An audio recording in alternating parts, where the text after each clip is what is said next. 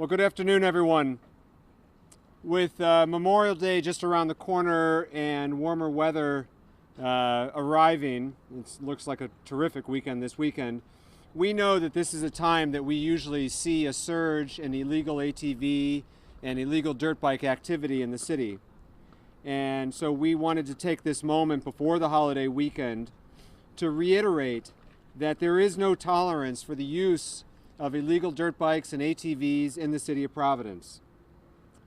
To those that are looking forward to Memorial Day because they think that it's a great opportunity to go out and ride, we want to be clear that Providence Police will be stopping and confiscating these illegal vehicles. And those that do get confiscated might very well meet the fate here, which is that they will be seized and destroyed or organized and or donated to an organization that can facilitate safe riding elsewhere. As mayor, I see it as my personal responsibility to make sure that our city is safe to residents, students, businesses, and visitors. These vehicles are dangerous. The use of illegal ATVs and dirt bikes make our streets unsafe and pose a tremendous risk to those who operate them. We've heard loud and clear from our neighbors that this is an issue impacting the quality of life and impacting public safety, which is why this has been a priority of mine since taking office. I want to say to the people of Providence that our strategy, this new proactive strategy, is working. The community response team, which we announced just over 5 weeks ago, has now seized 63 illegal ATVs and dirt bikes, and they have made 24 arrests. I want to thank the hardworking men and women of the Providence Police Department, particularly the members of the community response team, for their incredible professionalism. These arrests and seizures were made without incident, without people being harmed, and we're all safer for it. I also want to thank the community for using the tip line. We've promoted this a few times, and I'm going to promote it again. The ATV tip line is working. What we're asking residents, visitors, and business owners alike to do, not to call when you see an ATV on the street, but if you know where these ATVs are being stored, if you have knowledge about when a ride might be taking effect, please call us at 680-TATV, 680-8288, or you can email us at atvtips@providenceri.gov. The community's help has been critical in making this a collaborative effort to make sure that we know where these ATVs are being stored. Our message today is clear, and I've said this on many occasions. The illegal ATV problem in our city is not one that's going to be solved overnight, but one that we can make meaningful progress on. And with the holiday around the corner, residents and business owners and visitors will probably see ATVs out on the streets.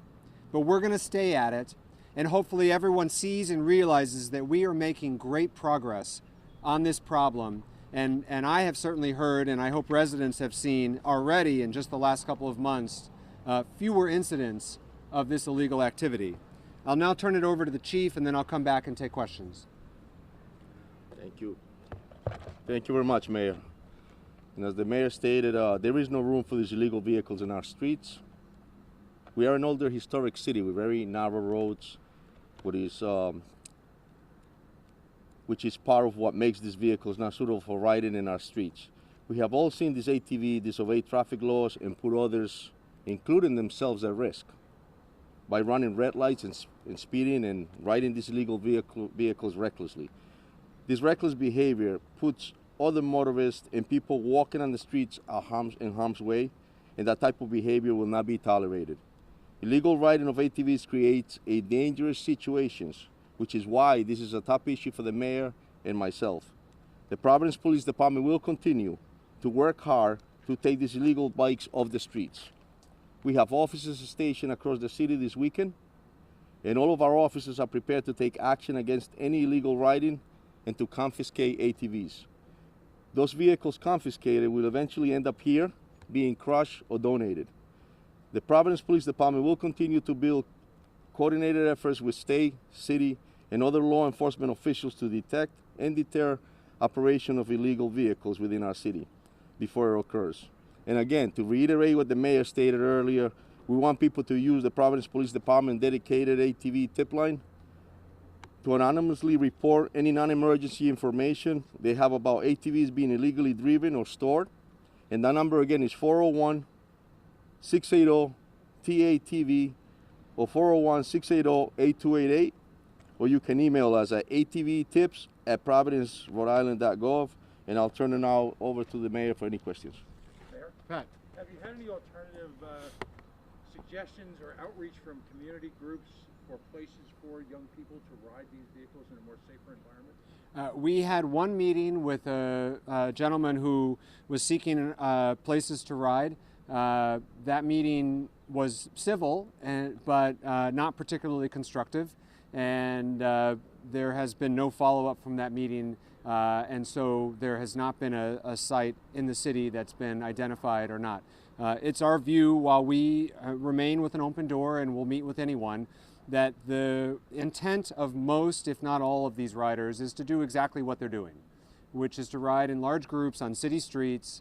Often there's a social media component to the activity, and the idea of riding safely in an off-road environment, in a more rural environment, which is what these vehicles were built for, is not really the fun part, I think, for many of the folks who engage in this activity. What makes it legal to seize and destroy those bikes? You want to speak to that? Definitely. A lot of these bikes are stolen. A lot of these bikes are actually, they have missing parts. As you can see, they're just not operable. And they're a risk to themselves and other citizens in our city. So vehicles like this actually end up being destroyed for the reason that we're growing. We have about 102 of them in the property room. We got to clear our room as well. And the fact that they're, like I said, they're just, they're not operable. They're reckless and they're dangerous for themselves and other people. That's the reason we're crushing them. Claro, the number, he just asked which number is it that we give is 401-680-TATV. I'm sorry. And because he asked me to translate, so let's do this right. It's 401-401-680-TATV. Es el nombre latino. He just asked me to say the number in Spanish. Y el correo es atvtips, TIPS, @providenceri.gov. Was it 63 bikes? This is since the inception of the task force? Yes, and as a frame of reference, in the 3 years preceding, from 2020 to 2022, the City of Providence has seized 102 bikes. In 5 weeks, this new task force has seized over 60 and made 24 arrests. So we are making much more meaningful progress than has been made in the past. What does that tell you about the proliferation of these bikes? It certainly tells me that this is a widespread problem, which any resident or visitor to Providence probably could tell you the same. But it also tells me that a concerted, proactive, investigative-focused approach, which we've rolled out, is working. In many cases, because of the help of the community through the tip line or because of the hard work of the investigative team working on this, we've been able to seize groups of bikes at a time because they're being stored in a shared facility or a shared garage. And as the Colonel just mentioned in response to a question of what gives the city the ability to crush these bikes, nearly half of them are illegal, are stolen. They've been stolen from someone else, their serial numbers have been obliterated, and so this is a widespread problem, but the progress that we've made in a short period of time vastly outstrips the progress made in years past. Mayor, can you tell us a little bit about the call volume on that tip line, or maybe how many of these seizures are linked to that tip line? Sure. So the call value has been pretty good. The community itself they're not just calling actually to tell us that there's illegal activity going on in our city, but they're also calling us to thank us for being proactive. And from what they're saying, they actually can sleep at night now, and they're very comfortable with that. So. Do you have a sense of how many of these seizures are linked to it? We could probably get you that Okay, number. They all probably right, don't have and one more question. What are the hot spots for this kind of activity? Where are you finding a lot of these vehicles are seizing? So we're starting all over the city, but we have certain hotspots in the city that we conduct intelligence on, because we know that's their hotspots where they gather. And I really don't want to get out here and start telling you exactly, because obviously we know where they are, and that's the reason we've been so successful in making so many apprehensions and seizing so many within a month. So.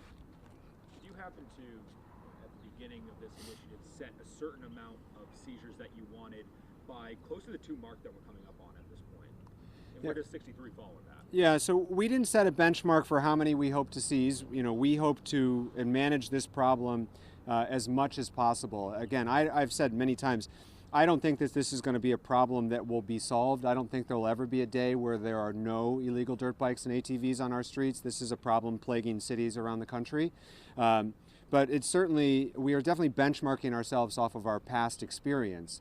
And the fact that in 5 weeks we've seized 50% of the amount of bikes we seized in 3 years is good progress. We have also heard, and the Colonel can maybe speak to this a little bit more, other police departments in the region are taking note of our success, and I know for a fact that our team has been in contact with police leadership in New Haven that's struggling with the same problem, and they've seen the success that we've had and are calling us now to say what's working because we're struggling. We've also, because it's not just a Providence problem, back to Rhode Island, it is a community-wide problem and really kind of an urban core problem. And so we've been meeting regularly with, and the police department has, you know, for a long time had excellent relationships with, but the mayors in the region are also collaborating and coordinating on strategies and tactics, because we know not just the riders cross city and town lines regularly, but the better job we do in Providence has the potential to create more problems in East Providence or in Cranston. And so we want to work together because we don't want what was Providence's problem to become Cranston's problem. Does the 63 speak to maybe the surprise and the volume of the dirt bikes and the ATVs that are still out there? What information has led you to say that, you know, we have a bigger problem on our hands than we thought here in Providence? You know, I think, I mean, certainly we've seen social media videos, and I think at this point most of us have had a personal experience where we have seen packs, and these packs are 20, 30 riders at a time, you know, going down Atwells Avenue, surrounding us on North Main Street, on Broad Street. It's really in every corner of the city. And certainly my experience last year as a candidate for office and personally knocking on doors in every neighborhood in the city for thousands of residents, I would hear it time and time again and became convinced that this was not just one neighborhood or another. This wasn't just an isolated incident, that this was a widespread problem. And the data sure supports it. We're not under any illusions that 63 bikes represents, you know, some meaningful percentage of all the bikes out there. We've got a lot of work left to do. And this is not us spiking the football saying that, like, we've solved the problem. This is us saying we're making progress. We're making more progress than has been made in the past. And we want to encourage the community to continue to help us make further progress, and we're going to stay at it. What about the non-profit organization, the one donation? You say you want to donate some of those bikes. What is the process? So we're working with at least one organization now, but are open to other partnerships where we can donate these vehicles to law enforcement agencies abroad so that these bikes leave the country and do not come back on the streets in Providence. And for certain countries, these are actually vehicles that they use in law enforcement in more rural areas. So if we can turn this into something productive, that's what we're going to try to do. And some of the bikes that are more suitable for that are the ones that we'll be shipping. The ones that you see us crushing today are the ones that have no other use, no higher use for law enforcement or otherwise. And so the best use for these vehicles is to crush them and to send them to the landfill. Mayor, is there any concern that after these vehicles are crushed and destroyed, that you might have some people almost wanting to retaliate and you might see an increase of illegal riding here? We are not concerned about that risk. We've been clear from day one that this behavior is not tolerated in the city of Providence. And that was true before we crushed a bike, and that will be true after we crush a bike. These vehicles are unsafe and illegal. They cannot be ridden on city streets. The vehicles that you're seeing us crush today have no rightful owner, and we're not concerned about that. Have neighboring communities seen any sort of bump, given the intense focus your administration has placed on this, on illegal activity? We had a meeting just yesterday with the mayors of Johnston, East Providence, and Cranston, along with their police chiefs. East Providence and Johnston reported no new issues. Cranston, similar to Providence, experiences more of this activity generally than the other communities, and they have not. Cranston did not report an uptick in illegal activity, although this is a challenge that they're continuing to deal with, as we are as well. Mayor, could I ask the chief? For sure. I got time Hey, for John. 2 more questions, guys, then we gotta wrap up. Two-pronged question. One is, since you implemented the strategy, it's my understanding a lot of times you learn a little bit of what works, what doesn't work.